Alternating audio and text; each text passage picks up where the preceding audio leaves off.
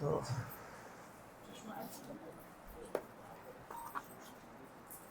आप तो पहले आए हो ना? आप पहली बार आ रहे हो? आपके साथ में नहीं रहते हो आसपास ही? आ जाया करो संडे संडे। हाँ जी, क्या रहते? अच्छा, जॉब करते हो आप? संडे को छुट्टी नहीं होती? कहाँ पे करते हो जॉब? कंपनी में?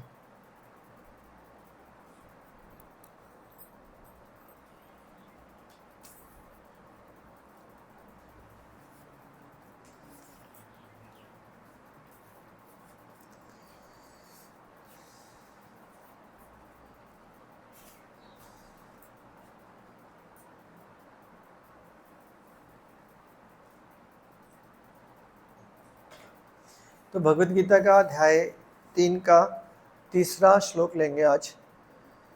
तो भगवत गीता आपको पता है किसने बोली थी? किसने बोली थी? किसको बोली थी? अर्जुन को सुनाई थी। क्यों सुनाई थी?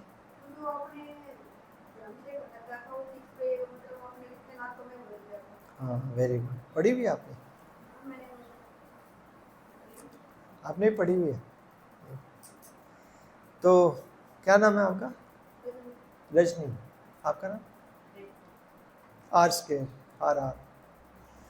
तो श्री भगवान क्या कह रहे हैं? लोकेन अस्मिन विधा निष्ठा पुरा प्रोक्ता मये अनद ज्ञान योग्यान संख्यानाम कर्म योग्यान योगिनाम। मतलब क्या बोल रहे हैं? श्री भगवान ने कहा, हे निष्पाप अर्जुन, मैं पहले ही बता चुका हूँ कि आत्मा साक्षात्कार का प्रयत्न करने वाले दो प्रकार के पुरुष होते हैं। कोई इसे ज्ञान योग द्वारा समझने का प्रयत्न करता है, तो कोई इसे भक्ति में सेवा द्वारा। ओम ज्ञान तिमिरन्धस्य ज्ञानांजनाशलाकया चक्षुरुन्मीलितं येन तस्मै श्री गुरुवे नमः। श्री चैतन्य मनोभीष्टं स्थापितं येन भूतले स्वयं रूपं कदा मह्यं ददाति स्वपदान्तिकं। वन्देऽहं श्रीगुरुं श्रीयुतपत्कमलं श्रीगुरून् वैष्णवांश्च श्रीरूपं साग्रजातं सहगणरघुनाथान्वितं सजीवं सावधूतं सावधूतं परिजनसहितं कृष्णचैतन्यदेवं श्री राधा कृष्ण बलान सहगण ललिता श्री विशाखान्वितांश्च। हे कृष्णा करुणा सिंधु दीनबंधु जगत्पते तप्त कांचन गौरांगी श्री राधे वृंदावनेश्वरी वांछा कल्पतरुभ्यश्च कृपा सिन्धुभ्यश्च पतितानां पावनेभ्यो वैष्णवेभ्यो नमो नमः। जय श्री कृष्ण चैतन्य प्रभु नित्यानंद श्री अद्वैत गदाधर श्रीवासादि गौर भक्तवृंद। हरे कृष्ण कृष्ण कृष्ण हरे हरे, हरे राम राम राम। नमो विष्णुपदाय कृष्ण पृष्ठाय भूतले श्रीमते भक्ति वेदांता स्वामी नामिने नमस्ते सरस्वती देवे गौरवाणी प्रचारिणे निर्विशेषा शून्यवादी पाश्चात्य देशतारिणे।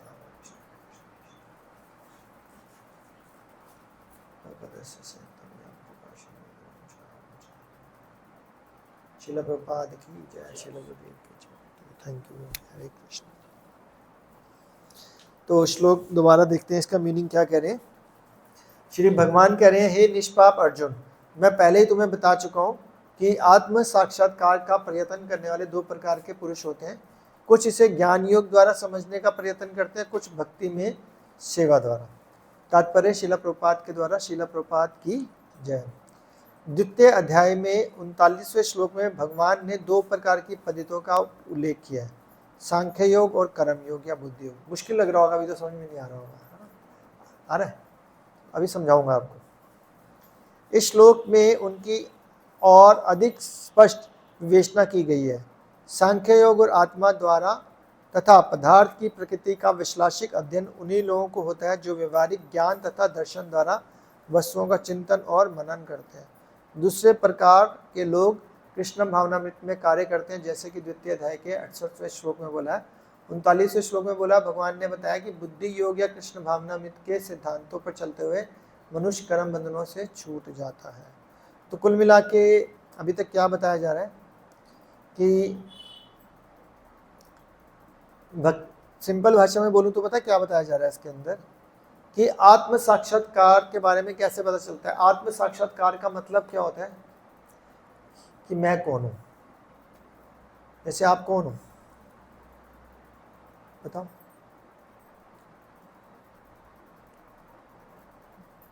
अब मैं आपसे ये पूछूं ये कौन है तो नहीं बता पाओगे ना, लेकिन आप कौन हो ये तो बताओ। अच्छा 2 लाइनें बता दो बस, आप कौन हो, जो भी समझ में आता है आप बताओ। आप बताओ आप कौन हो।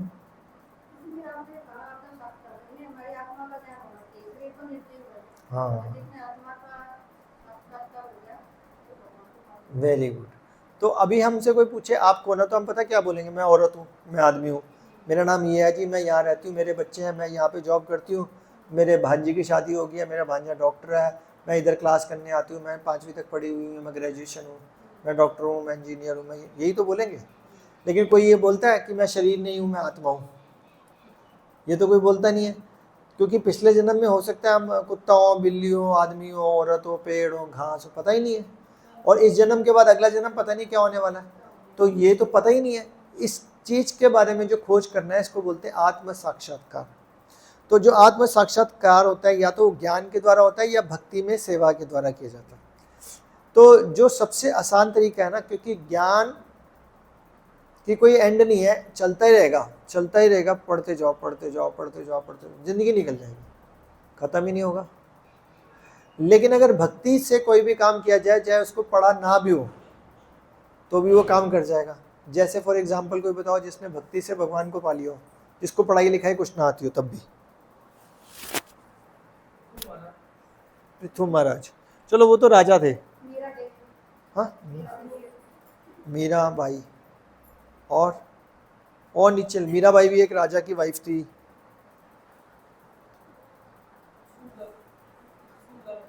वो भी पढ़े लिखे थे, उनके साथ भगवान के साथ आश्रम में थे। हाँ कबीर दास जी और शबरी, वो तो सिर्फ झूठे बेर रखती थी, उसको कोई ज्ञान तो नहीं था, उसको तो पढ़ाई लिखाई नहीं कुछ नहीं आती थी, उसने भगवान को पा लिया। केवट, राम जी के टाइम पे केवट, सही बात है ना, वो तो समझ लो केवट क्या पढ़ाई लिखाई कोई ज्ञान अर्जित थोड़ा ना था, लेकिन प्यार से क्या किया, सेवा करी। प्यार ऐसे नहीं होता जैसे हम बोले आप सब शादीशुदा हो, बच्चे बच्चे हैं, तो हम बच्चों को बोलो बच्चों हम बहुत प्यार करते हैं तेरे को, बच्चा कहता भूख लगी है, नहीं नहीं मैं तेरे को प्यार करती हूँ, रोटी की क्या जरूरत है। मम्मी बहुत तेज पेट दर्द हो रहा है, अरे मैं तेरे को प्यार करती हूँ तो भाई की क्या जरूरत है, अरे पागल हो गए हो क्या, ऐसे थोड़ा ना होगा। तो प्यार का मतलब क्या होता है, एक्शन, कोई काम करके दिखाओ ना उनके लिए। तो भक्ति में प्रेममयी सेवा, तो वो जो सेवा करोगे भगवान के लिए, कैसे सेवा कर सकते हो, आपने जो खाना खाना है वो भगवान को लगा भोग, अब आप भगवान को भोग लगा दिया, तो वो आपने जो खाना अपने लिए बना रहे थे अब वो भगवान के लिए सोच के बनाओगे कि मेरे भगवान खाएंगे, तो वो चेतना का फर्क हो जाएगा। अब आप माला मत करो, सिर्फ सुनो, एक टाइम पे एक काम करते हैं, दो नहीं करते, ठीक है, आई बात समझ। तो भक्ति में सेवा जो होती है वो कर्म कांड से ऊपर होता है, ज्ञान कांड से ऊपर होता है, सबसे ऊपर होता है। ज्ञान सिर्फ इतना होना चाहिए कि पता चल जाए कि करना क्या है, इसका भी तो ज्ञान चाहिए ना, करना क्या है, भैया ध्यान पूर्वक भगवान का नाम ले लो, ध्यान पूर्वक कोई भगवान की सेवा कर दो, बस ये ज्ञान होना चाहिए।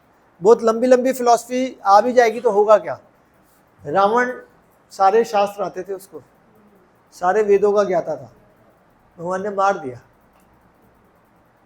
कल हाँ वो ज्ञानी था, कंस को सारे वेद ज्ञान था, भगवान ने मार दिया। शिशुपाल राजा था, भगवान ने मार दिया क्योंकि उनमें प्यार नहीं था। और फिर एग्जाम्पल केवट का, शबरी का, मीराबाई, इनको प्यार था, मीराबाई ने प्यार के नाम पर भगवान के अमृत में से जहर को पी लिया, क्योंकि उसको भगवान से प्यार था। ठीक है भगवान का चरणामृत, हम मरेंगे तो कोई बात नहीं, लेकिन है तो चरणामृत, तो हमारे को यही करना है।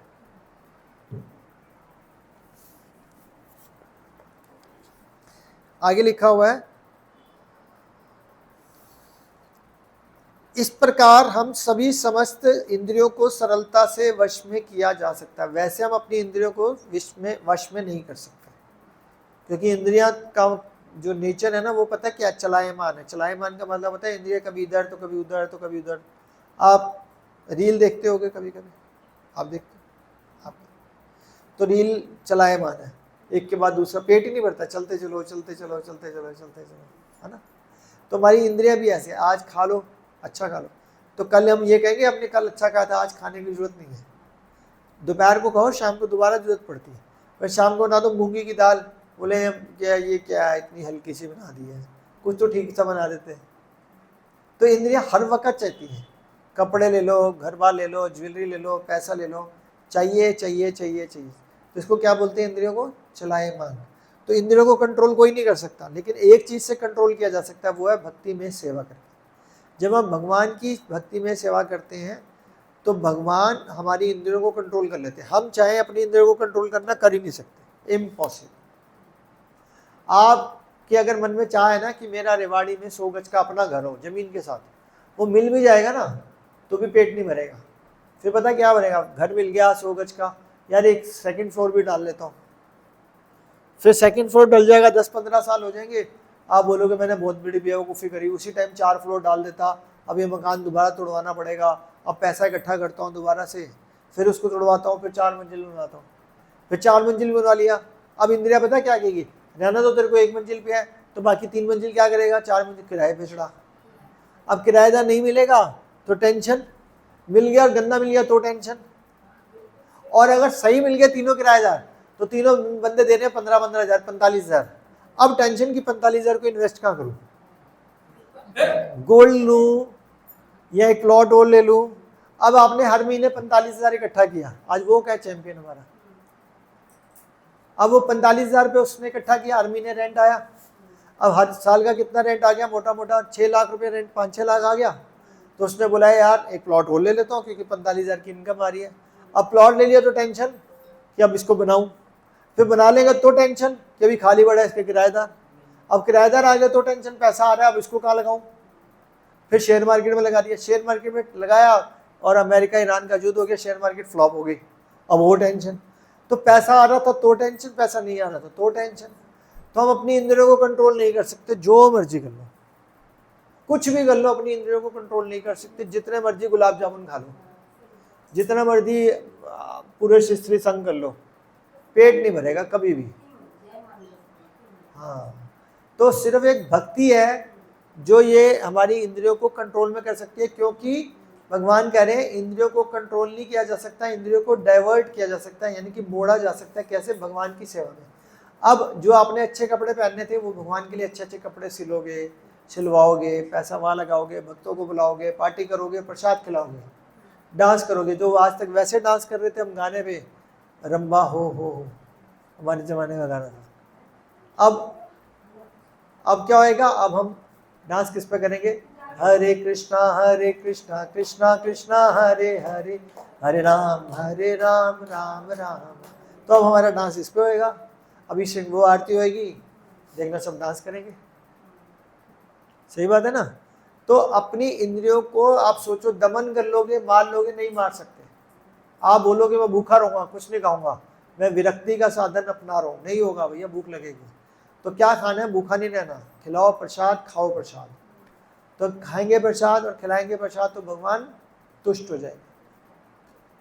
वो भगवान सोचेंगे ये मेरे भक्तों को बुला के प्रसाद खिलाता है तो कितनी बड़ी बात है। तो हमने क्या करना है, इंद्रियों को दमन नहीं करना, इंद्रियों को मुंह मोड़ देना बस। अंतिम लक्ष्य तो श्री कृष्ण ही है। जो दार्शनिक जन परम सत्य की खोज करते रहते हैं वे अंततः कृष्ण भावनामृत को प्राप्त होते हैं। उसका भी उल्लेख भगवद गीता में मिलता है। संपूर्ण पद्धति का उद्देश्य परमात्मा के संबंध में अपनी वास्तविक समझ को लेता है। हरे कृष्णा। क्या बोल रहे हैं, अंतिम लक्ष्य तो श्री कृष्ण है, क्योंकि जो दर्शन जन परम सत्य की खोज करते हैं वे अंततः कृष्ण भावनामृत को प्राप्त। तो कुल मिला के खोज करनी पड़ेगी। किस चीज़ की खोज करनी पड़ेगी, भगवान की खोज करनी पड़ेगी। क्योंकि पहली इच्छा होनी चाहिए। सबसे पहले क्या है? इच्छा। अगर आपके अंदर इच्छा ही नहीं है तो कोई भी काम नहीं होएगा। अब हमारे अंदर जो इच्छा होती है तभी तो हम सब कुछ कर पाए हैं, नहीं तो कोई। अच्छा एक बात बताओ, एक लड़की कहती है मेरे को शादी करनी ही नहीं है, तो नहीं करेगी वो शादी। एक लड़का कहे शादी नहीं करनी, तो नहीं करेगा शादी, कोई फांसी थोड़ी ना चढ़ा देगा। एक बंदा कहे मेरे को नौकरी नहीं करनी, मेरे को बिजनेस, जो इच्छा वही होएगा ना, तो वही होएगा। तो अगर किसी ने सोच लिया मेरे को भगवान को ही पाना है, तो भगवान मिलेंगे। वो एक बचपन में डायलॉग सुनते थे ना, मन में है विश्वास, पूरा है विश्वास, हम होंगे कामयाब एक दिन। लेकिन वो कामयाबी की डेफिनेशन अलग है। सब लोगों की कामयाबी क्या है?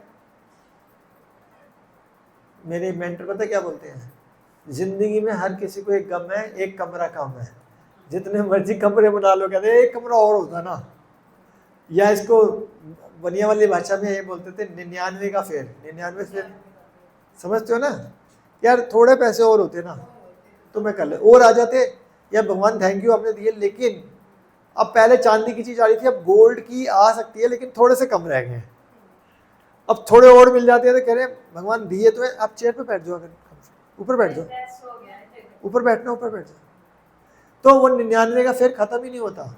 अभी पहले सोचते हैं एक लॉकेट ले लें गोल्ड का किसी तरीके से, अब थोड़े पैसे आ जाते हैं तो कहते हैं लॉकेट तो आ जाएगा, लेकिन चेन तो नहीं आ पाएगी, डालेंगे इसमें, धागे में थोड़ा डालेंगे गोल्ड का। तो चलता रहेगा लाइफ। कब तक चलेगा? जब तक मर नहीं जाएंगे। तो सिर्फ गोल्ड चाहिए नहीं। तभी हम सुबह एक श्लोक बोलते हैं, न धनम न जन्म न सुंदरी कविता व जगदीश कामे, मम जन्मानी जन्मेश्वरी भवताद भक्ति रहे तुकी त्वयि आई। इसका मतलब क्या होता है? न धनम न जन्म न सुंदरी, न धनम चाहिए, न जन्म चाहिए, न सुंदरी चाहिए, क्योंकि पूरा वर्ल्ड इसी के पीछे तो भाग रहा है। सुंदरी नहीं, यहाँ पे जन्म का मतलब हो रहा है कि हाँ वो भी कह सकते हो, वो भी कह सकते हो। और जन्म का मतलब जन्म भी होता है, मेरे को बार बार अच्छे कुल में पैदा होने की कोई इच्छा नहीं है। ये नहीं कि मैं अमीर बनूँ, मैं सर्वगुण संपन्न बनूँ, मैं सुंदर बनूँ, कुछ नहीं, कुछ नहीं चाहिए भैया। तो न धनम न जन्म न सुंदरी कविता वाच, मेरे को कविता कोई प्रेस्टीज नहीं चाहिए कि मेरे को कोई लोग बोले आप वाह वाह वाह वाह। कविता वाह जगदीश काम है, मम जन्मानी जन्मेश्वरी, मैं क्या चाहता हूँ जन्म जन्म तक, मम जन्मानी जन्मेश्वरी भवताद भक्ति रहे तुकी त्वयि आई, आपकी भक्ति करना चाहता हूँ बस, मुझे और कोई मतलब नहीं है। तुलसीदास जी को देख लो, वाल्मीकि जी को देख लो, मीराबाई, शबरी, बहुत सारे एग्जाम्पल दिए थे। तो इनको कोई लेना देना नहीं था कितना पैसा क्या कुछ। सनातन गोस्वामी जो एक मुख्य गोस्वामी हैं, उनके पास एक सेठ आया, किसी ने बोला सनातन गोस्वामी के पास ना बहुत महंगी महंगी चीज़ें हैं।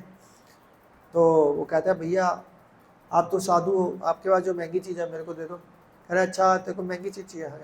कह रहे वो डस्टबिन पड़ा मेरा, डस्टबिन कूड़ेदान, उसमें एक वो पड़े हुआ पत्थर पड़ा, वो उठा ले। वो पत्थर उठाता है तो कह रहे ये क्या, आप कौन सा पत्थर है? कह रहे पारसमणि है, जिस चीज़ को टच करेगा सोना होना है। कह रहे वो कूड़ेदान में फेंका हुआ था। कह रहे हाँ मेरा क्या काम है इसका, कोई काम नहीं है। तो वो बंदे को जाके बोलता है उन्होंने मेरे को पारसमणि दे रही। कह रहे कहाँ पड़ी थी? कह रहे कूड़ेदान में। कह रहे उन्होंने बेवकूफ़ बना दिया मेरे को, मैंने देखो कहा था सबसे महंगी चीज़, कोई महंगी चीज़ कूड़ेदान में रखता है? महंगी चीज़ तो लॉकर में रखते हैं। कह रहे उनको बोलो महंगी वाली चीज़ तो ये नहीं चाहिए।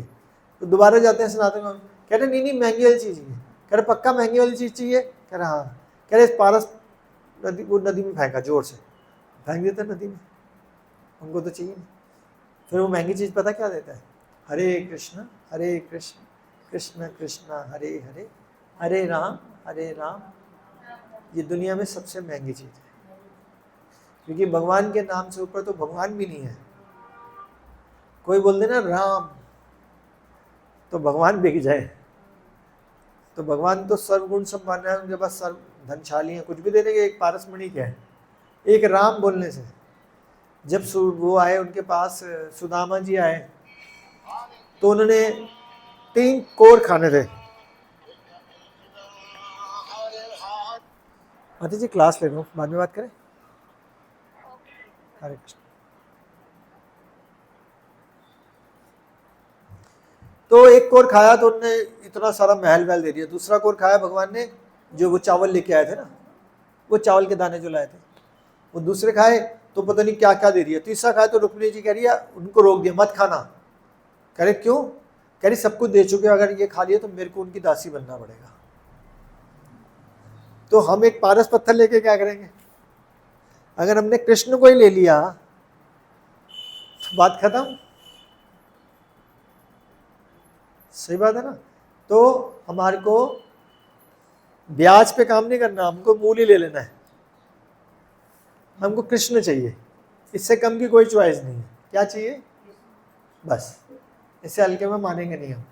भगवान कहेंगे ये ले, धनम ले ले, जन्म ले ले, सुंदरी ले ले, ये ले ले, वो ले ले, नहीं नहीं चाहिए मेरे को, कुछ नहीं। मुक्ति ले ले, मोक्ष ले ले, कुछ नहीं चाहिए।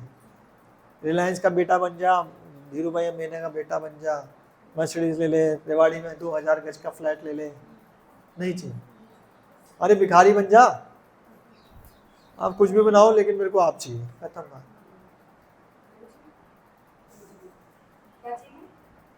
क्या चाहिए? कृष्ण। बोलो कृष्ण चाहिए ना आपको, आप तो कृष्ण ही हो, है ना? हरि बोल।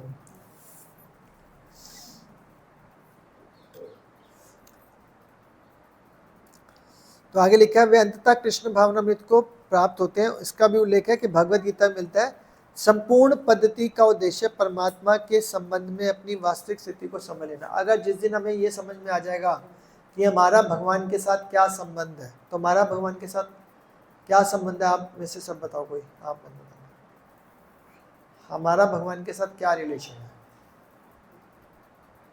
हम बचपन में पढ़ते आए थे ना, त्वमेव माता च पिता त्वमेव, त्वमेव बंधु च सखा त्वमेव। तुम्हारा भगवान के साथ संबंध क्या है? वो माता है, पिता है, बंधु है, सखा है, गुरु है, क्या है वो?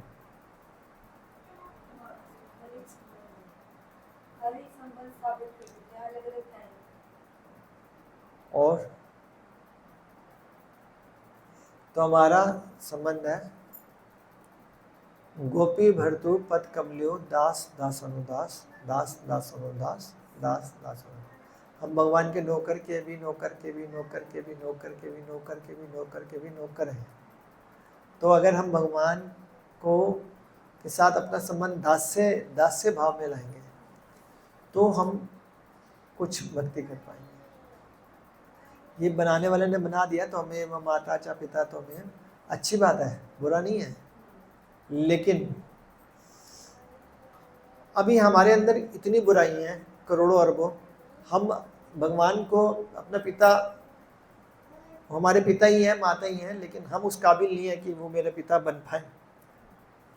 क्योंकि हम भगवान के दास्य भाव में अगर सेवा कर लें कि भगवान का जो भी आदेश है हम उसको पालन करने का प्रयास कर लें तो वो ज़्यादा इफेक्टिव होगा। तो अभी हमारे अंदर मूड होना चाहिए कि हम भगवान के दास हैं। और दास्य के आचार्य कौन है? हनुमान जी। उन्होंने जितनी अच्छी सेवा करी है, लक्ष्मण जी ने करी है।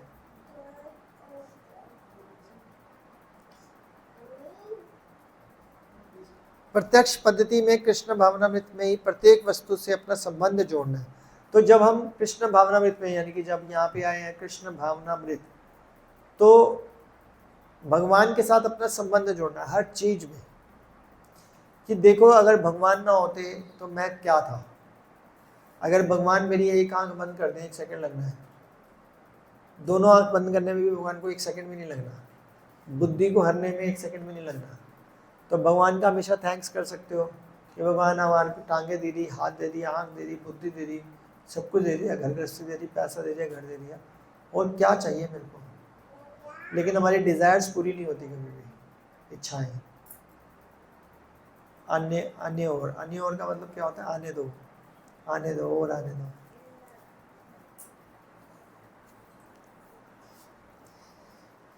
अगला श्लोक लेके चलते हैं। तो अगले श्लोक में बता रहे हैं, ना तो कर्म से विमुख होकर कोई कर्म फल से छुटकारा पा सकता है, ना केवल संन्यास से सिद्धि प्राप्त की जा सकती है।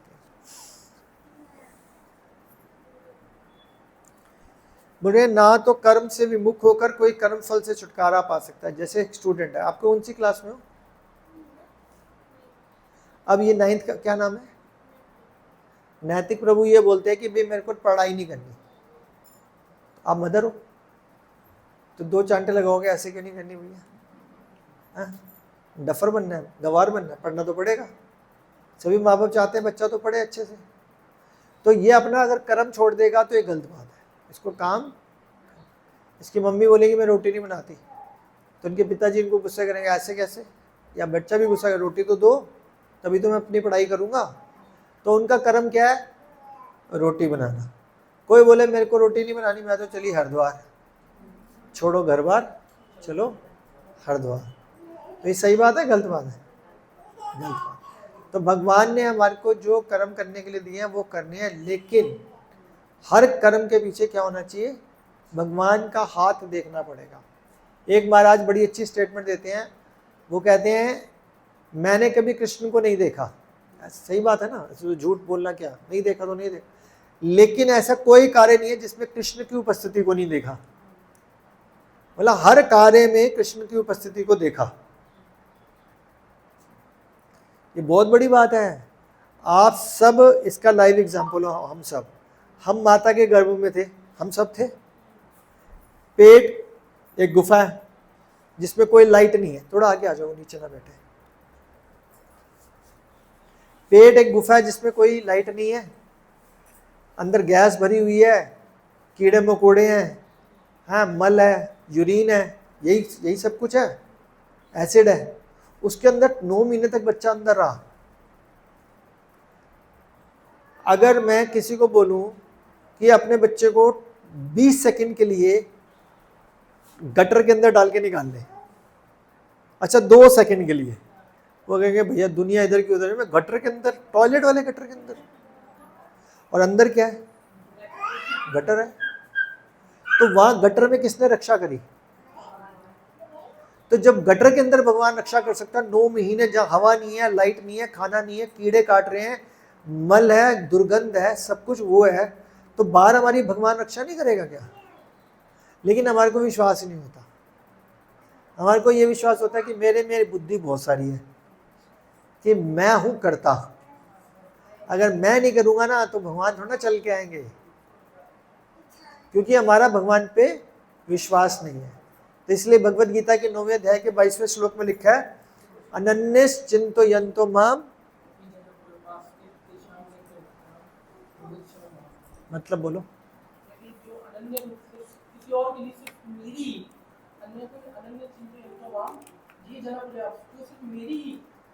उपासना करते हैं सतत लगातार, तेषाम नित्य भुक्तानाम योगक्षेम, जो उनके पास नहीं है वो मैं उनको लाके देता हूँ, जो है उसको प्रोटेक्ट करता हूँ। यस। तो भगवान गारंटी दे रहे हैं कि जो आपके पास नहीं है ना वो मैं दूंगा, और जो है उसकी रक्षा मैं करूंगा। तो हमारा भगवान पे विश्वास इतना कम है कि हम सब कुछ खुद करना चाहते हैं। अगर एक बार भगवान पे छोड़ के देखोगे ना, फिर देखना कि क्या होगा। लेकिन पूर्णता समर्पण होना चाहिए। ऐसा नहीं है कि पूर्ण समर्पण करोगे तो रोटी बन जाएगी, रोटी नहीं बनेगी। लेकिन एक कहानी सुनाता हूँ आपको।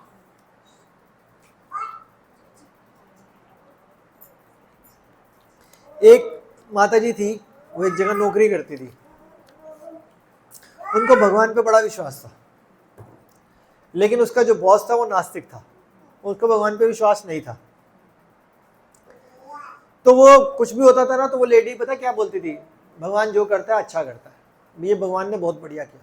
उसका बॉस कहता भैया पैसे तो मैं दे रहा हूँ तेरे को, इसमें भगवान कहाँ से आ गया?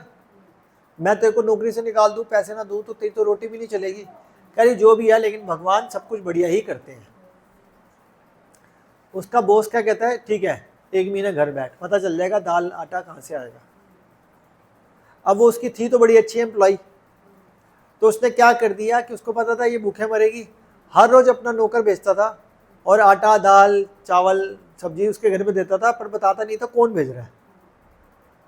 तो 1 महीने के बाद ड्यूटी पे आई, कह रहे कैसा रहा? कह रहे भगवान बड़े दयालु हैं, कि भगवान ने, मेरे पास कुछ भी नहीं था तब भी कोई भगवान भेजते थे आटा दाल चावल। कह रहे वो भगवान मैं था। कह रहे थैंक यू भगवान। कह रहे ऊपर नहीं बोल, मेरे को बोल। कह रहे नहीं, मैं थैंक यू इसलिए बोल रही हूँ भगवान कि आपने इस जैसे नास्तिक के अंदर भी बुद्धि दे दी कि मेरे को आटा दाल चावल पहुंचा पाया। समझ में आया? तो जो भगवान की फील करेगा परिस्थिति, तो वो फील करेगा, जिसने नहीं करनी वो कलपता ही रहेगा। आई बात समझ में? तो जो भगवान पे पूरी तरह से शरणागत होता है, भगवान उसकी मदद करता है। जो आधा अधूरा शरणागत होता है उसकी भगवान मदद कम करता है। जैसे कि द्रौपदी का एग्जाम्पल बताते हैं। ये हाँ हाँ, और दोनों हाथ से साड़ी छोड़ दी, ये नहीं कि एक हाथ से साड़ी पकड़ी रखी, छोड़ दी, भैया आप गोविंद तेरे साथ है। अब भगवान ने कहा ले बेटा, जब तक उन्होंने पूरी स्ट्रगल करी ना एक हाथ से साड़ी, इसका मतलब अभी भी तू अपने ऊपर विश्वास कर रही है, अपने पतियों पे विश्वास कर रही है, हाँ भीष्म पितामह पे विश्वास कर रही है, धृतराष्ट्र पे, किसी ने कोई हेल्प नहीं करी, फिर अपना जोर लगा रही है। अपना जोर तो लगना ही नहीं था, भगवान ने प्रकट हो गए। क्या? हाँ बिल्कुल सही है, क्योंकि ना जब अगर आपकी लाइफ में कोई बुरा हो, इसको ना फोन ये चार्जिंग पे लगा दो, वो वहां पे तार होगी उधर पीछे तार है ना, उस तार को इसके पीछे लगा दो। नहीं वो तार लटकी होगी ना वहां पर पीछे, है नहीं कोई तार, इसका पीछे चार्जिंग का स्विच बना हुआ उसमें डाल दो, ऐसी सॉकेट बना हुआ।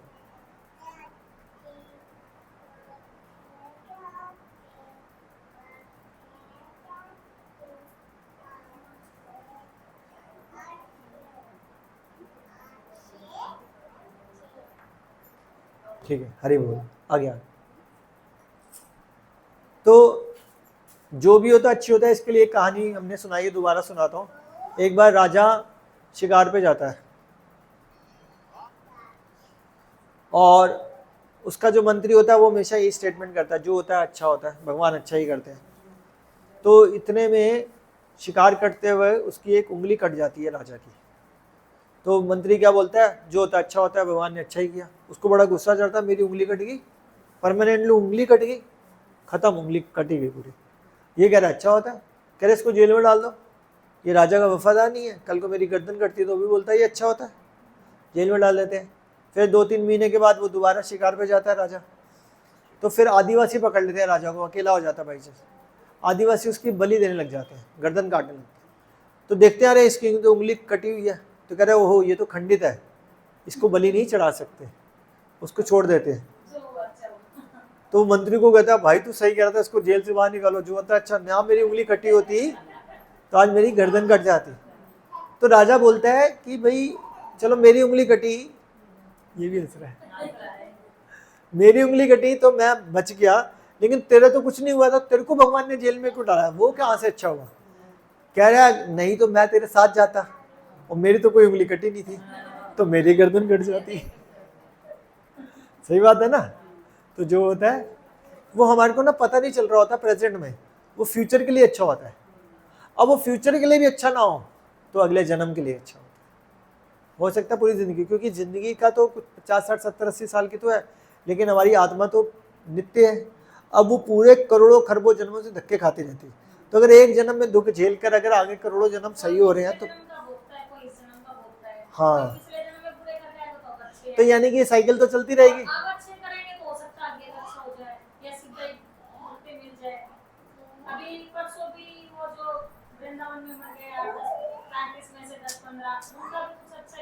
हाँ उनका भी अच्छा ही होगा, क्योंकि बिल्कुल बिल्कुल, यमुना जी में जाए, वृंदावन में गए तो बहुत अच्छा ही होगा उनका, वो बुरा नहीं होगा। हाँ ये हाँ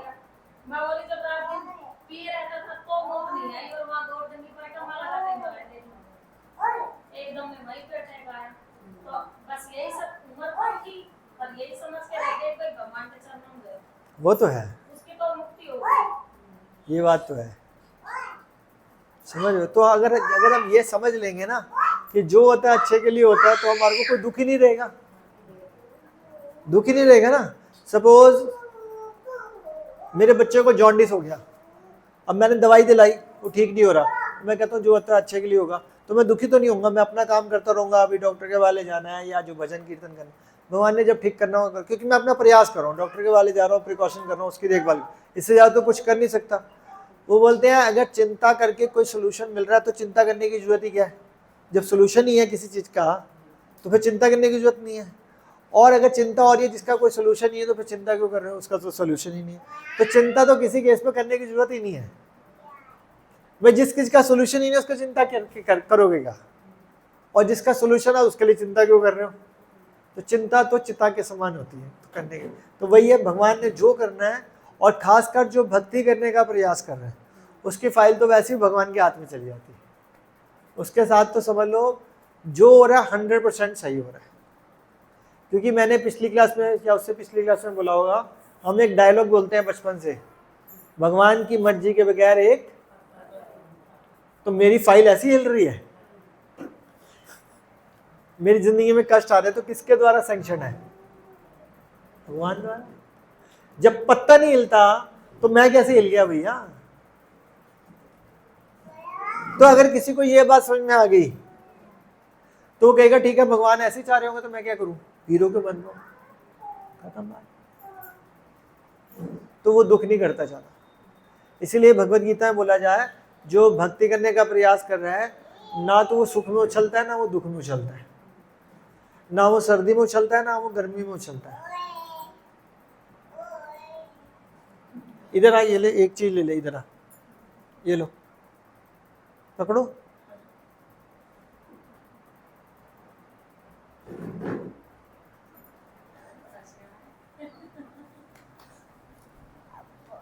अब मम्मी के पास जाओ, मम्मा के पास। अच्छा हाथ में लेनी है, स्मार्ट गाय। ठीक है, तो समझ में आई बात। तो अगर हम भगवत गीता को अपनी जिंदगी में उतार लेते हैं तो क्या होता है, हमारे को एक तरह से कंसोलेंस मिल जाती है, सेटिस्फेक्शन मिल जाती है, संतुष्टि मिल जाती है कि मेरे साथ कोई कुछ बुरा नहीं कर सकता। जो बुरा होगा या तो अपने प्रारब्ध के अकॉर्डिंगली है या भगवान ने दिया है, तो हमने समझ के क्या करना। अभी पुराने पाप किए थे तो ठीक है, भगवान ऐसे चाह रहे हैं तो ठीक है, टेंशन खत्म करो। अपनी जो ड्यूटी है, सो कॉल्ड ड्यूटी है, उसको पूरा करो। लेकिन वो ड्यूटी बिना अटैचमेंट के साथ होनी चाहिए, कृष्णा सेंटर में होनी चाहिए कि मैं भगवान की मर्जी से कर पा रहा हूँ। भगवान को हमेशा याद करना पड़ेगा। योगी लोग हैं जो हिमालय में तपस्या करते हैं, उनका गोल वो कहाँ तक अचीव कर सकते हैं? सिर्फ ब्रह्म तक जा सकते हैं, भगवान की ज्योति तक जा सकते हैं, भगवान तक नहीं जा सकते। उनका लेवल कह रहे हैं जो कृष्ण का नाम ले रहा है ना आज की डेट में, हम सब पुराने जन्मों में योगी रह चुके हैं, तो हमारे को ये शरीर मिला है ताकि हम समझ पाएँ कि, क्योंकि वो कहते हैं हजारों लाखों साल तपस्या करने के बाद उनको ये समझ में आता है कि कृष्ण भगवान है। तो मैं आपसे पूछूं भगवान को ना आप बोल दोगे ना कृष्ण भगवान, तो वो सारी तपस्या करके आ चुके हो आप।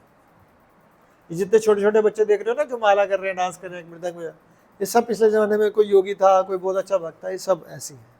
तभी बोलते हैं मंदिर आना चाहिए, भक्तों का संग लेना चाहिए, क्योंकि कोई भी जो यहाँ पे है ना, जो लग रहा बड़ा छोटा बंदा भी है, वो भी बड़ा पावरफुल भक्त रहा होगा कभी पुराने जन्म में, तभी वो मंदिर में आया हुआ, मंदिर में सेवा कर पा रहा है। अब इसको क्या समझ रही है, चुप रही है, इसने पुराने जन्म में बहुत अच्छे किया है, जो बचपन से इसको भक्ति मिल रही है, प्रसाद खाने को मिल रहा है।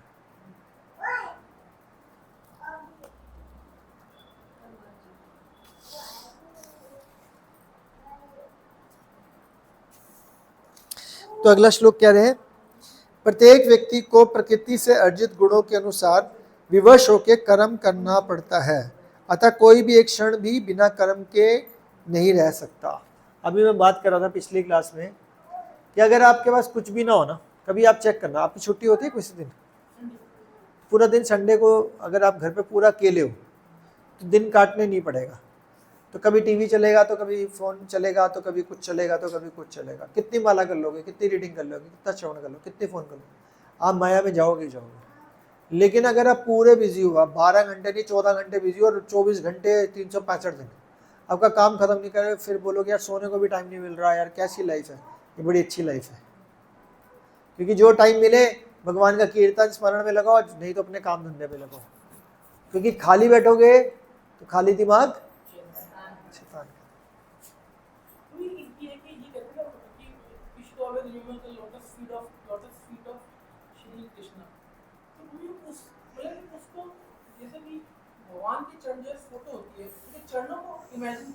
यस। भगवान का वैसे तो बोला जाता है कि कोई भी अंग इमेजिन करो, हर अंग की इंपॉर्टेंस भी दी है। जैसे बोला जाता है भाई भगवान के अगर आईब्रोज को फोकस करते हो तो जितनी भी काम वासना है वो खत्म हो जाती है। इतना पावरफुल है। भगवान की आंखों को देखते हो, उसका अलग फायदा है। उसका फोरहेड को देखते हो, उनके बाल को देखते हो, उनके मोर पंख को देखते हो, उनके मुकुट को देखते हो, उनकी माला को देखते हो, उनकी नाभि को देखने का बड़ा फायदा है, उनकी जांघ को देखने का फायदा। मतलब समझ रहे हो, कोई ऐसा अंग नहीं है, क्योंकि भगवान है ना, वो भगवान के हर चीज एक दूसरे के बराबर है। भगवान के नेत्र इक्वल टू पैर, वो पैरों से भी खा सकते हैं, वो आंखों से भी खा सकते हैं। हम भगवान को भोग लगाते हैं, एज इट इज उठाते हैं ना, वो भगवान ने आंखों से खाया बस। दैट्स। तो आप बोले जाते हैं चरण, क्योंकि हमारा स्थान वहाँ पे मिल जाए तो बहुत बढ़िया, इसलिए हम चरणों पे फोकस करते हैं। और खास करके भगवान के चरण दल पे तुलसी दल लगाओ तो उस पर फोकस करते हैं तो बहुत फायदा होता है। तो क्या मैंने चरण की ना, मुझे मैं कहीं सोच रहा था कि कैसे फोकस हो, कैसे फोकस हो। तो भगवान के चरण तो थोड़े दिख पाते हैं। तो मैंने उसकी एक फोटो बनवा ली कल परसों ही, मैंने आज चरणों की? डिलीवरी की, तो उसने फोटो बनवा के चरण की स्पेशली फोटो। अच्छा। लेकिन फिर वो या तो भगवान का पैर ऊपर पार्ट दिखता है, हाँ, या वो दिखता है। मैं इमेजिन में रिमेम्बर करने की कोशिश कर रहा था कैसे रिमेम्बर किया जाए। फिर एक राधा माधव की मायापुर के उनका आज लैमिनेशन करवाते हैं। बहुत अच्छा। एक भक्त ने पता है फोटो क्या निकलवाई, कान की, बस भगवान के कान की नहीं, प्रभुपाद के कान की फोटो बस। क्यों? नहीं, क्योंकि वो जब करता है ना हरे कृष्णा, तो प्रभुपाद जी की कान की फोटो की, मैं प्रभुपाद जी को सुना रहा हूँ तो मेरे को बहुत ध्यान से करना है, प्रभुपाद जी मेरे सुन रहे हैं, हरे कृष्ण कृष्ण कृष्ण, सोऊंगा नहीं, प्रभुपाद जी सुन रहे हैं। तो क्या थॉट है बंदे का। कान की फोटो बड़ी करवा के लगवाई सामने, तो वो भी उतना ही फल दे रहा होगा। तो बहुत बड़ा फल है कि भाई हरि नाम भगवान प्रभुपाद जी को सुना रहा है वो साक्षात, बहुत बढ़िया बात। तो इसलिए बोलते हैं भक्तों के साथ रहोगे तो ऐश करोगे। वो गाना था ना, साढ़े नाल रहोगे तो ऐश करोगे, बोले भक्तों के साथ रहोगे तो ऐश।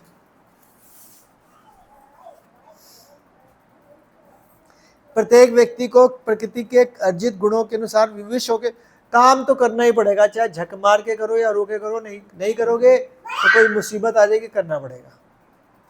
इसीलिए बोला जाता है डू यूर प्रिस्क्राइब ड्यूटी, जो आपकी ड्यूटी है उसको मन लगा के वैसे भी कर दो। नहीं करोगे तो कोई पंगा होगा। अच्छा, हाँ जी बोलो, आओ पढ़ा दो।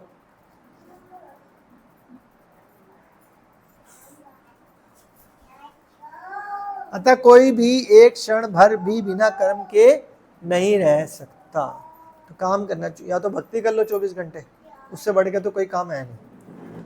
अभी एक महाराज का लेक्चर सुना था, वो पता क्या बोलते हैं कि पूरा दिन भक्ति करनी चाहिए, और अगर लग रहा है कुछ टाइम बच गया तो घर का काम कर लो।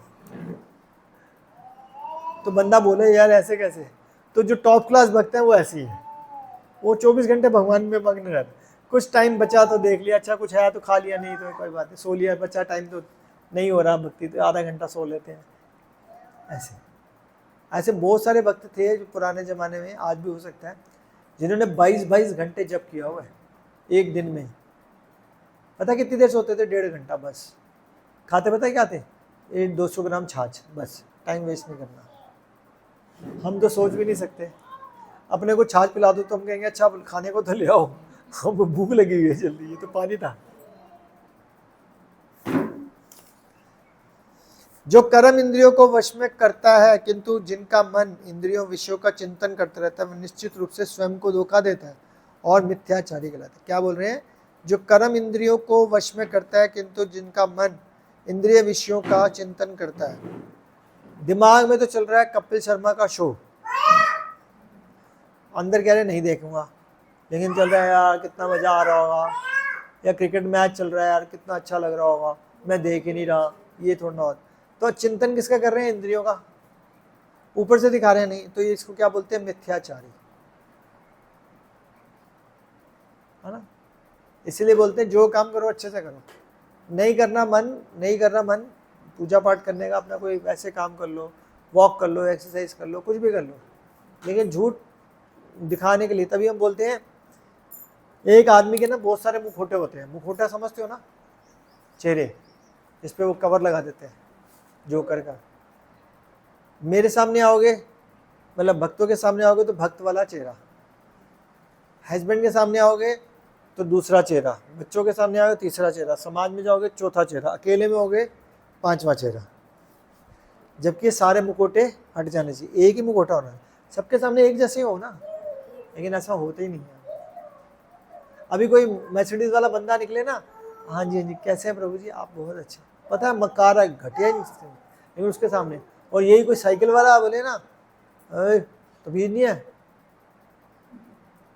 समझ में आया? तो मुखौटा चेंज हो जाता ना। बड़े आदमियों के साथ हम कैसे बात करते हैं, इतना अदब से बात करते हैं, और छोटे बंदे से तो ऐसे बात करते हैं। वो बेचारा 20 रुपये मांगता है, 20 रुपये रिक्शा के, अरे 20 रुपये लूट मचा रखी है, चोरी कर रहे हो तुम लोग। अरे बेचारी की चप्पल देखो टूटी हुई है, वो 20 रुपये ले रहा है तो आपको चोरी लग रही है। तो हमारे मुखौटा एक ही होना चाहिए। इसका मतलब मैं ये नहीं कह रहा बार्गेनिंग नहीं करनी, लेकिन वो तरीका, भैया जी 20 रुपये मेरे को ज़्यादा लग रहे हैं, अगर आप कम कर सको तो कर लो, नहीं तो कोई बात नहीं, मैं 15 दे सकता हूँ, मैं कोई और पूछ लूँ, ताकि उसकी इंसल्ट ना हो।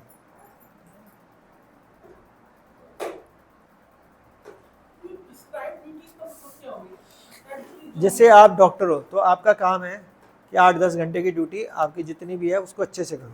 उस टाइम पे ये नहीं हो कि 8 घंटे काम कर रहे हो, ध्यान है माला करनी है, ध्यान है श्रवण नहीं, ड्यूटी कर लो अच्छे से। बाकी जो सुबह शाम का टाइम है उसको भक्ति में लगाओ, अभी आपकी प्रिस्क्राइब। हाँ लेकिन आपने बोल दिया कि मेरे को डॉक्टरी करनी नहीं है, मेरे को पूरा दिन पूजा पाठ ही करना है, तो पूरा दिन पूजा पाठ ही करो फिर ऑनेस्टी के साथ।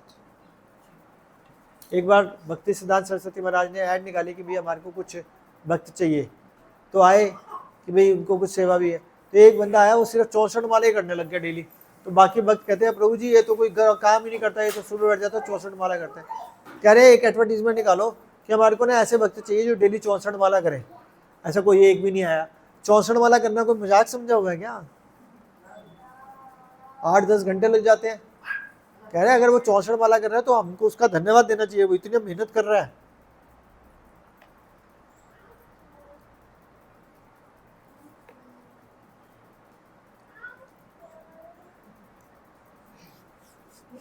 काम कर रहे हैं वो अच्छी तरह करिए, बीच में अपना वो ना लगाएं, ठीक है? तभी बोलते हैं एक टाइम पे एक काम, दूसरा काम नहीं। श्रवण कर रहे हैं तो श्रवण करें, माला कर रहे हैं तो माला करें, खेल रहे हैं तो भैया खेल लें, बच्चों के साथ मस्ती कर रहे हैं तो बच्चों के साथ मस्ती कर लें। ये नहीं होना चाहिए ये भी कर रहे हैं वो भी कर रहे हैं। दिस इज फ्रॉडुलेंट एक्टिविटीज, मिथ्याचार। अब बच्चा बोलता है, जैसे मेरे बच्चे बड़े बड़े ही हैं, मेरे बच्चे तो मैं भी उनके साथ बोल जाता हूँ, अब मैं 24 घंटे भक्ति तो नहीं करूँगा। मैं कहा यार चल कुछ खेल लेते हैं घर पे, ऐसे घर पे क्या, चल क्रिकेट खेलते हैं 5 मिनट ऐसे, ताकि उनको लगे कि मेरे पापा भी मेरे साथ कभी उठते बैठते खेलते। अदरवाइज तो कोई बात नहीं है, वो अपने बिजनेस अपने जॉब में है, उनको लगता है मैं भी उनके साथ टाइम स्पेंड कर रहा हूँ, इसको भी बहाना निकाल लेते हैं। नहीं तो हम सोचेंगे, वो कहेंगे ये तो अपने रास्ते है मैं अपने रास्ते, फिर तो खत्म होगी बात।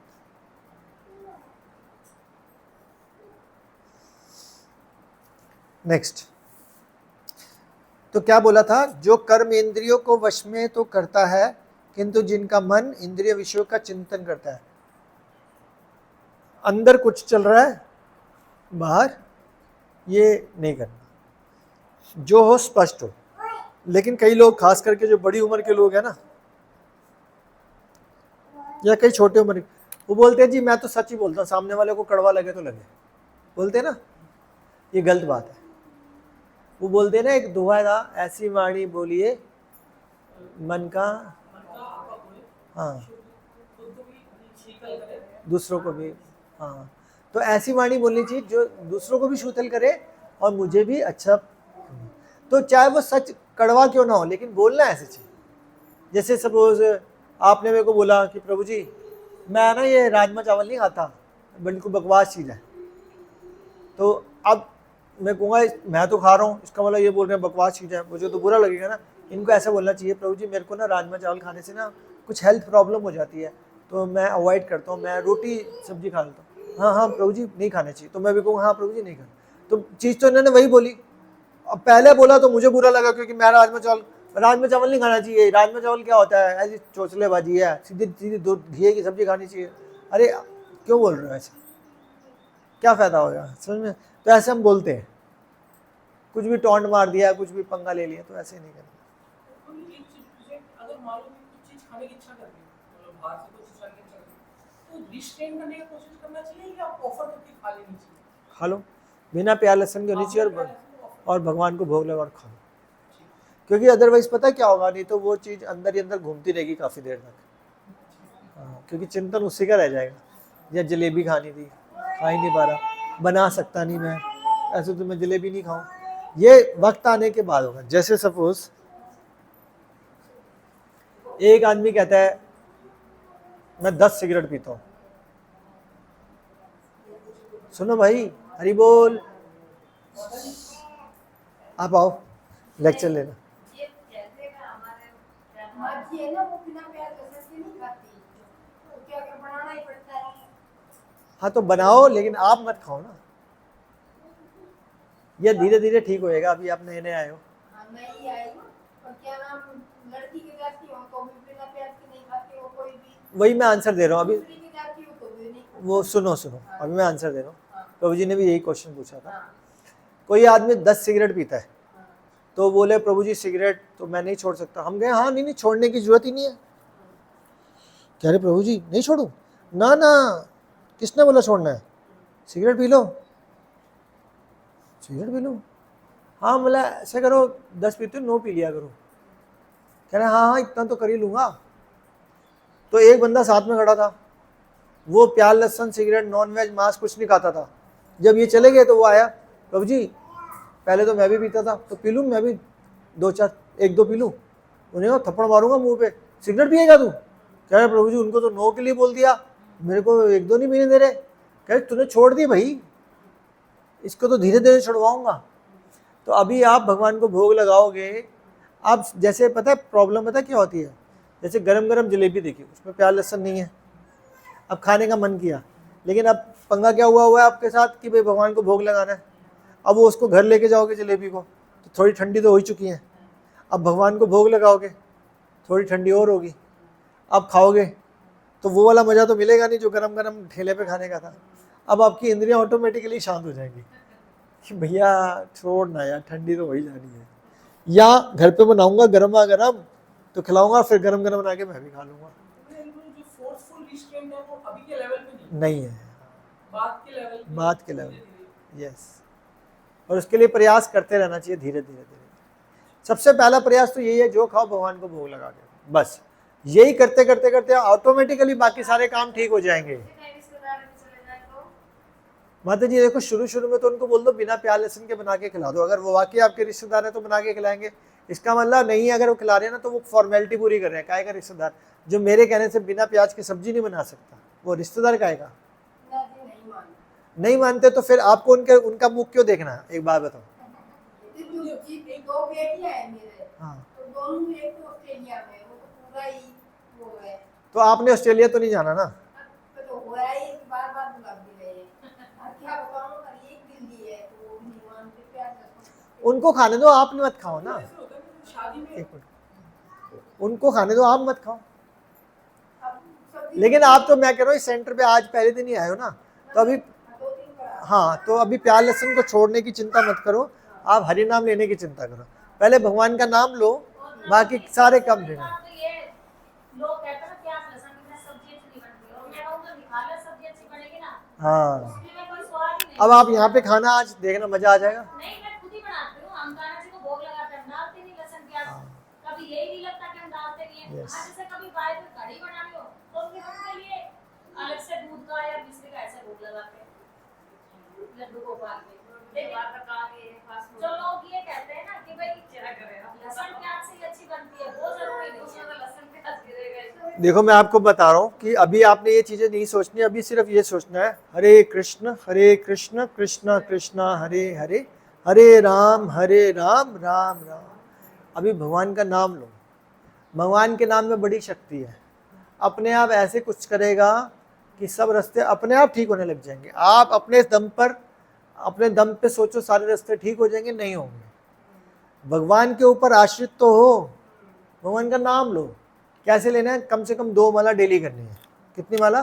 2 क्या मंत्र करोगे? हरे हरे ऊंचा ऊंचा बोलो आप। हरे कृष्णा हरे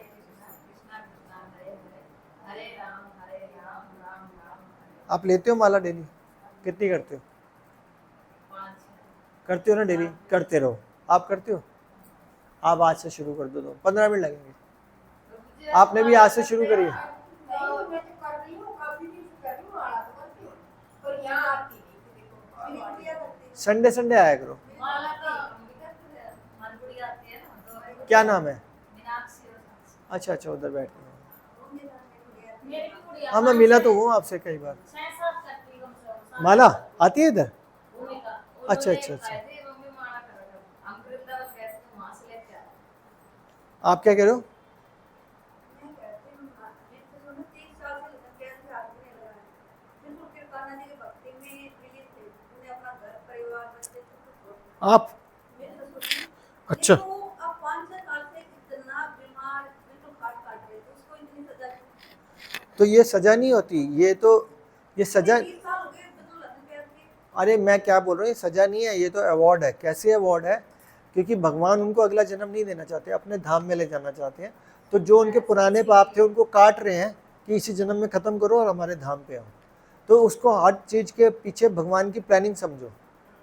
ये नहीं सोचना कि भगवान उनको कष्ट दे रहे हैं, भगवान उनके कष्ट काट रहे हैं। सारे रिएक्शंस इसी लाइफ टाइम में दे दो, हाँ, ताकि इसी लाइफ टाइम में फिर ताकि अगले लाइफ टाइम में पाप पुण्य खत्म करके बाहर निकलेंगे। नहीं तो वो अगला जन्म होएगा, फिर अगला जन्म पाप पुण्य में, ऐसे तो करोड़ों जन्म फिर घूमते रहेंगे। तो ऐसा नहीं सोचना चाहिए। उन्हें 30 साल हो गए, कभी लग्न पे आके हाथ में लगा, कान्हा की भक्ति में। माता जी खाली प्याज लहसुन ना खाना कान्हा की भक्ति भी करनी नहीं, मेरी बात सुनो। कई बार क्या होता है, हम लोगों को बेसिकली भक्ति की डेफिनेशन भी नहीं पता होती। तो जब हम शास्त्र को पढ़ते हैं तो भक्ति की डेफिनेशन आती है, तो ऐसी हो सकता है कुछ कमी रही हो सकता है पिछले जन्मों में कोई कमी रही हो। पता थोड़ा ना पिछला जन्म क्या किया था। वो पता क्या था, मेरे ससुर की पोती है, तो मतलब पहले पोती में तो मतलब गई दारू भी पीना, ये करना वो करते थे। जब उसको ये एहसास हुआ कि वो बहुत गलत कर रहा है, तो उसने सब कुछ छोड़ के उसने अपनी कान्हा की भक्ति अपना ली थी। तो उसने 3 साल में सही चला, अब 6-7 साल तो ऐसा हो रहा है बिल्कुल जैसा ही पकड़। तो बस कष्ट कट रहे हैं, चिंता मत करो, कट जाएंगे। कान्हा की भक्ति में अब भी नहीं छोड़ दी, लगता क्या जात में नहीं आते लगता। नहीं आता, अच्छी बात। भगवान को भोग लगाते हो?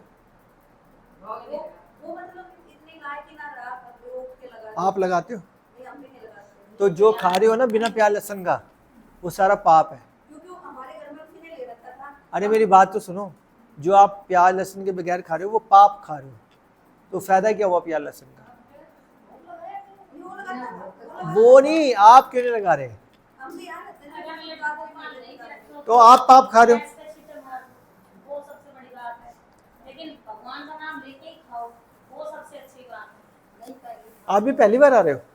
नहीं, मैं तो वहाँ से गांव से आई, ये नुका आती है ना अच्छा अच्छा अच्छा उसी से। अच्छा,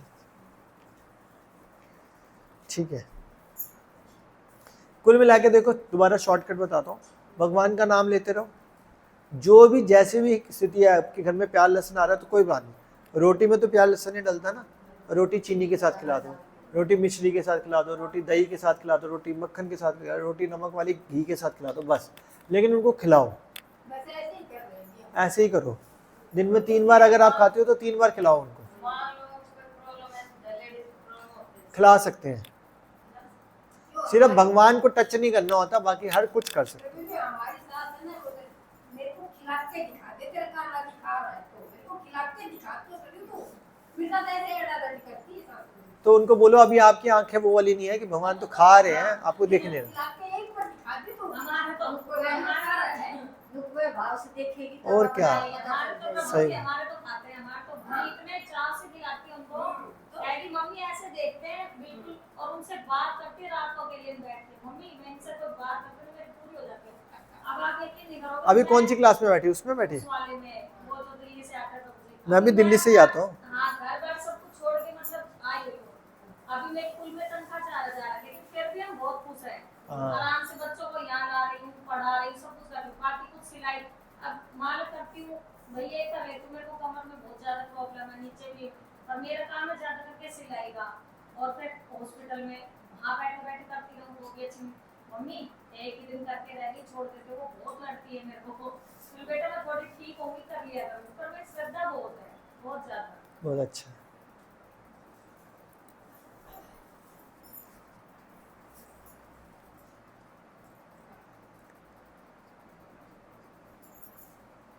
चलें आगे। दूसरी ओर यदि कोई निष्ठावान व्यक्ति अपने मन के द्वारा कर्म इंद्रियों को वश में करने का प्रयत्न करता है और बिना किसी आसक्ति के कर्म योग कृष्ण भावनामृत में प्रारंभ करता है तो वह अति आकृष्ट होता है। तो कुल मिला के जो एक निष्ठावान भक्त होता है वो कर्मेंद्रियों को वश में करने का, मतलब आपने क्या करना है, हर काम करना है लेकिन उसके अंदर फंसना नहीं है। काम तो करना ही पड़ेगा, दुनिया में आया तो काम तो सारे करने पड़ेंगे, लेकिन उसके अंदर फंसना नहीं है।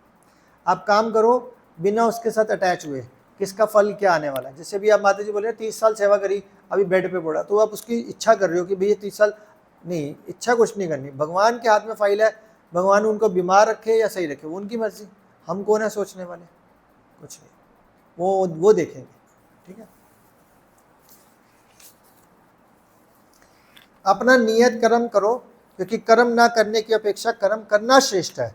कर्म के बिना तो शरीर निर्वाह भी नहीं हो सकता। तो काम करना पड़ेगा, ना करने से बेटर है काम को करो। क्यों बोल रहे हैं भगवान, ये युद्ध करना पड़ेगा क्योंकि तुम क्षत्रिय हो, युद्ध ना करना बेकार है, मतलब युद्ध करना अच्छा है, युद्ध ना करना बेकार है। क्योंकि खाली नहीं बैठना कि खाली बैठ जाओ, भगवान का नाम ले, या तो 24 घंटे भगवान का नाम ले लो, वो सबसे अच्छा, वो ले नहीं सकते। मैं 24 घंटे भगवान का नाम हम लोग नहीं ले सकते, तो अपनी डू द प्रिस्क्राइब ड्यूटीज। अगले में लिखा है श्री विष्णु के यज्ञ रूप में कर्म करना चाहिए। इसका मतलब ये हो जाता है हर चीज में भगवान की उपस्थिति को देखो। चाहे मैंने कई बार बोला है, अगर हम टॉयलेट में भी जाते हैं और पेट साफ हो जाता है ना, तो उसमें भी भगवान को थैंक यू बोलो। जिनका पेट साफ नहीं होता वो बेचारे रोते होंगे, होता है ना, तो उस पर भी भगवान का थैंक यू बोलना चाहिए। तो जब इतने में थैंक यू बोल सकते हैं तो फिर वाकई क्यों नहीं देना चाहिए। अन्यथा कर्म के द्वारा इस भौतिक जगत में बंधन उत्पन्न होता है। अगर आपने सोच लिया कि भाई मैं तो ये करूंगा, मैं वो, तो बंधन हो जाएगा, फिर अगला जन्म लेना पड़ेगा, फिर इसी में झूलते रहेंगे। तो कुछ नहीं सोचना, डू द नीडफुल, जितना काम बोला जा रहा है उतना करते जाओ, खत्म बात, बिना ये सोचे कि भाई इसका रिजल्ट क्या आएगा। अतः हे कुंती पुत्र, उनकी प्रसन्नता के लिए अपने नियत कर्म को करो, इस तरह तुम बंधन से सदा मुक्त रहोगे। पढ़ाना है, अगर मैं ये सोच पढ़ाऊं कि ये अच्छा पढ़ाना है, तो ये अटैचमेंट है वर्क के प्रति नहीं। लेकिन आपने तैयारी कर ली, आपने पढ़ा दिया, अब ये सोचो देखा मैं कितना अच्छा पढ़ाता हूँ, ये अटैचमेंट है, समझ रहे हो। और फिर जब आपको बोला गया आप पढ़ाओ, आपके 6 घंटे की ड्यूटी थी, आपने 2-3 घंटे तैयारी, अब घर आके उसके बारे में फिर आत्ममनन कर रहे हो, नहीं, 8 घंटे की प्रिस्क्राइब ड्यूटी करी, उसको भूल जाओ, खत्म। अब अपना बाकी कार्य है वो करो। भक्ति में मतलब कि एक डिवोटी को कितना घंटा परिश्रम करना चाहिए। प्रभुपाद जी बोलते हैं 8 घंटे से ज़्यादा कभी नहीं करना चाहिए।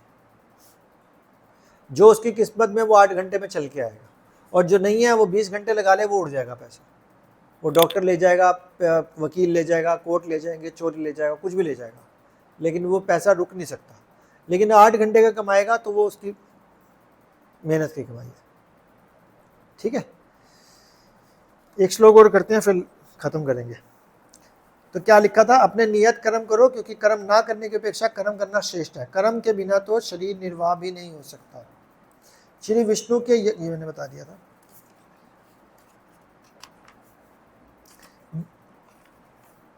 सृष्टि के प्रारंभ में समस्त प्रणालियों के स्वामी प्रजापति ने विष्णु के लिए यज्ञ सहित मनुष्य तथा देवताओं की संतति का रचा किया।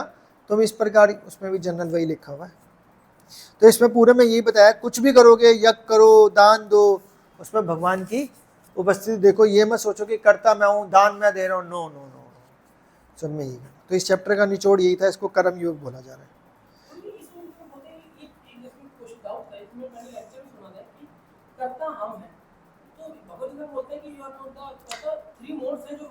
यस, हाँ, पार्शल करता है। वो पार्शल करता कैसे है, भगवत गीता में भी भगवान ने बोला है कि हर जीव को मैंने ना अल्प स्वतंत्रता दे रखी है, थोड़ी सी स्वतंत्रता दे रखी है, क्योंकि भगवान ने बता दिया कि क्या सही है क्या गलत है। अब तुमने जो समझना है समझ लो। भगवान ने अर्जुन को बोला युद्ध करना चाहिए, उसके बाद बोलते हैं मैंने तेरे को सारा समझा दिया, अब देख तूने युद्ध करना है या नहीं करना, कर हाँ करना है। तो वो अल्प स्वतंत्रता की वजह से पार्शल कर्ता हम बन जाते हैं, लेकिन अपने आप को पूरा कर्ता समझ ले, क्योंकि जो पार्शल कर्ता बने वो भी भगवान की वजह से ही बने, क्योंकि भगवान ने तो बोला सारा ज्ञान दे दिया, अब मैं तेरे को अल्प स्वतंत्रता दे रहा हूँ। अब जैसे सपोज इन्होंने बताया इनके फादर इन लॉ बेड पे हैं, ये कुछ नहीं कर सकते ना, अब तो भगवान ने अल्प स्वतंत्रता नहीं दे रखी है, खत्म। कि उन्होंने 30 साल भगवान की सेवा करी, अब उनकी चेतना में शायद कृष्ण हो। नहीं, भगवान का हमने हाथ भी नहीं छोड़ा। मैं वही तो कह रहा हूँ ना, अगर इतना छोटा बच्चा भी जाता है उसमें भगवान देखता है, उसको देखा, क्योंकि 30 साल उन्होंने साधना करी। अगर हम जितनी बड़ी उसके बेड के पास से निकलेंगे तो उतनी बड़ी भगवान का नाम होगा। हाँ। 10 बार निकले तो 10 बार ही नाम। कितने साल के हैं? 60-65 साल के। श्री श्री राधा राधिका रमन जी की जय, श्री श्री कृष्ण बलराम जी की जय, श्री श्री जगन्नाथ बलदेव सुभद्रा रमन जी की जय, श्री श्री गौ निताई भगवान की जय, शीला प्रभुपाद की, आप सब भक्तों की जय। Thank you, Hare Krishna. ना स्विच ऑफ कर दो पीछे वाला।